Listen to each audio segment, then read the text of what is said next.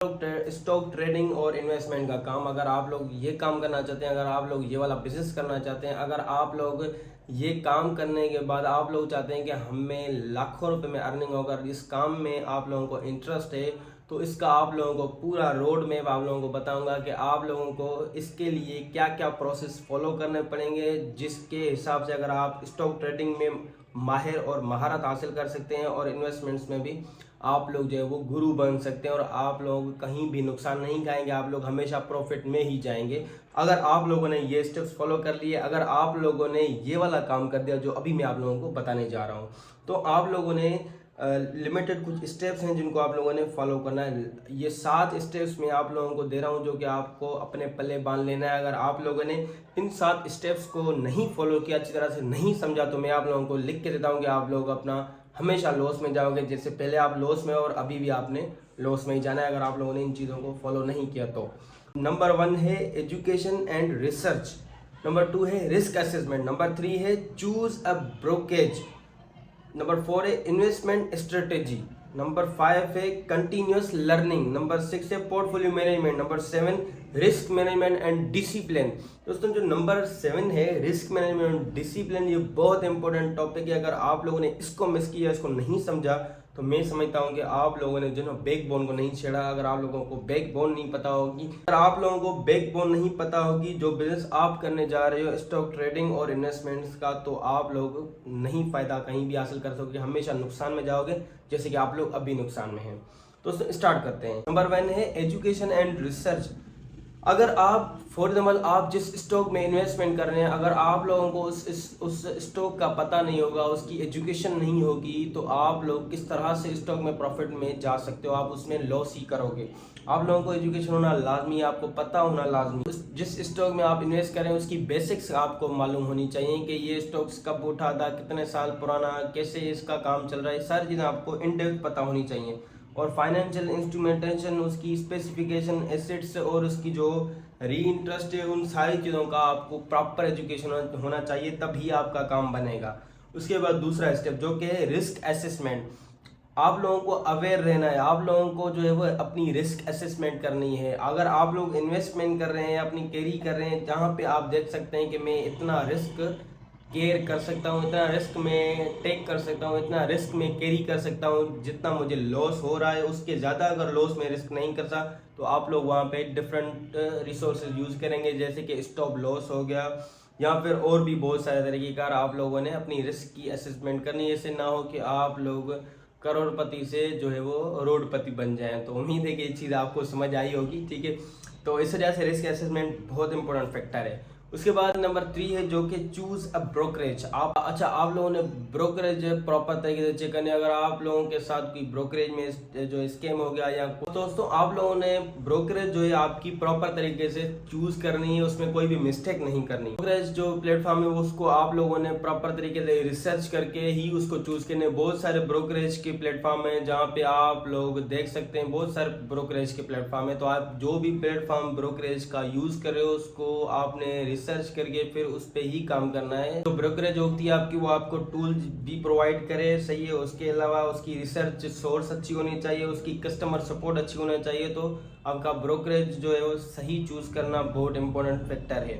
उसके बाद है इन्वेस्टमेंट स्ट्रेटेजीज। आप लोगों ने इन्वेस्टमेंट स्ट्रेटेजीज लगानी है। आप लोगों ने जो है वो अपनी फाइनेंशियल गोल को डिसाइड करना है। आप लोगों ने ज़्यादा लालच नहीं करनी है। आप लोगों ने जो है वो इमोशनल जो है वो फैसले नहीं करने, यहाँ पे सोच समझ के फैसले करने हैं। ऐसा नहीं हो कि आप लोगों को थोड़ा प्रॉफिट हो रहा हो तो आप लोग वहीं से जो है वो अपना स्टॉक जो है वो सेल कर दें, या जहाँ पे आप लोगों को थोड़ा लॉस हो जाए फिर प्रॉफिट। तो आप लोगों को इमोशनली कोई भी फैसले नहीं लेने, आप लोगों को सोच समझ के फैसले लेने, अपनी इन्वेस्टमेंट की स्ट्रेटेजी यूज़ करनी है। अगर आप लोग शॉर्ट टर्म के लिए जो है इन्वेस्टमेंट कर रहे हैं उसकी भी आप लोगों को डिफरेंट स्ट्रेटेजी यूज़ करनी है। अगर आप लोग लॉन्ग टर्म के लिए इन्वेस्टमेंट्स कर रहे हैं तो उसके लिए भी आप लोगों को प्रॉपर रिसर्च और आप लोगों को प्रॉपर चीज़ों को देखना पड़ेगा, तभी आप जो है वो अपनी जो इस काम में जो है वो आप अर्निंग कर पाएंगे।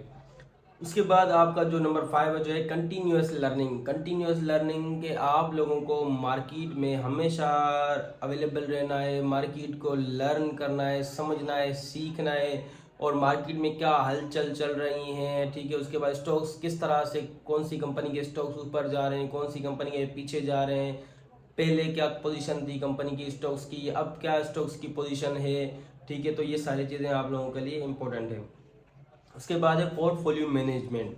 आप लोगों ने अगर अपना पोर्टफोलियो मैनेज नहीं किया, अच्छा उसके बाद सातवां जो है वो बहुत इंपॉर्टेंट है, आप लोगों ने वो नहीं छोड़ना, तो वो आपको लाजमी समझना है, सीखना है।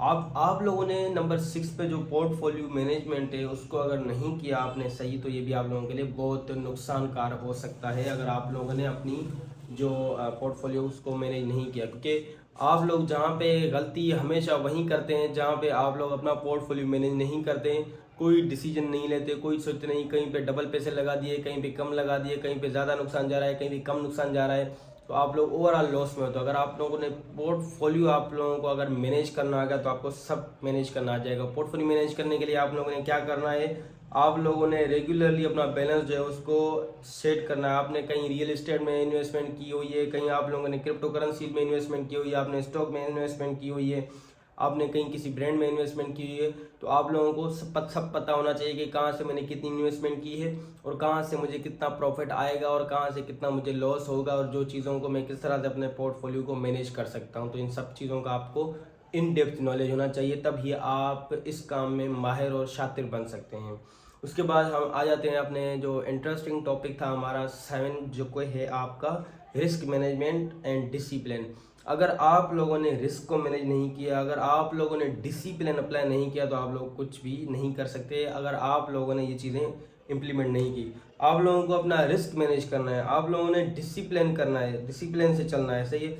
अगर आप लोग देखते हैं कि भाई मुझे यहाँ पे इतना लॉस होगा, सही है, और इससे ज़्यादा लॉस मैं बर्दाश्त नहीं कर सकता, तो आप लोग वो वहाँ पे अपनी जो है डिफरेंट स्ट्रेटजीज यूज़ करके अपने रिस्क को मैनेज करना है। उसके बाद डिसिप्लिन, मतलब कि आपने कहा है कि अगर ये ट्रेड, मतलब कि ये स्टॉक अगर 2000 से ज़्यादा चला जाएगा तो मैं इसको सेल कर दूंगा, अगर 2000 से, अगर 1000 से कम चला जाएगा तो मैं इसको सेल नहीं करूंगा। अगर वहाँ पे आप लोगों ने सेल कर दिया, आपने डिसिप्लिन को मद्देनज़र नहीं रखा, आप लोगों ने डिसिप्लिन अपने को फॉलो नहीं किया, आप डिसिप्लिन से नहीं चले, तो आप लोग लॉस खाओगे। तो इस वजह से ये चीज़ें बहुत इंपॉर्टेंट है।